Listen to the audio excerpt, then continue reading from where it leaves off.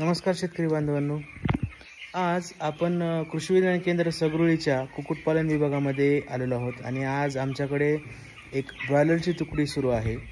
आजचा दिवस आहे 14वा आणि आपण पाहू शकता की अशा पद्धतीने आपल्याकडे जे पक्षी आहेत ते साधारणपणे 280 ते 350 ग्रॅमच्या दरम्यान पक्ष्यांचे वजन आपल्याला ॲव्हरेज पक्ष्यांचे वजन मिळाले आहे।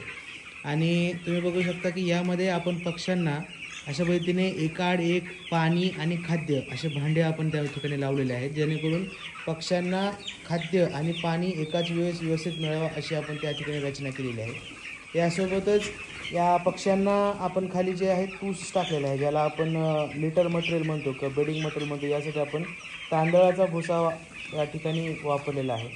आणि ही जी बॅच आहे जी साधारणपणे आणखी 3 आठवडे म्हणजे जवळजवळ 40-42 दिवसापर्यंत आपल्यासोबत राहील आणि त्यानंतर ही बॅच साधारणपणे हेच पक्षी 2.5 किलोपर्यंत म्हणजे 2.25 ते 2.5 किलोपर्यंत या पक्ष्यांचं वजन होईल।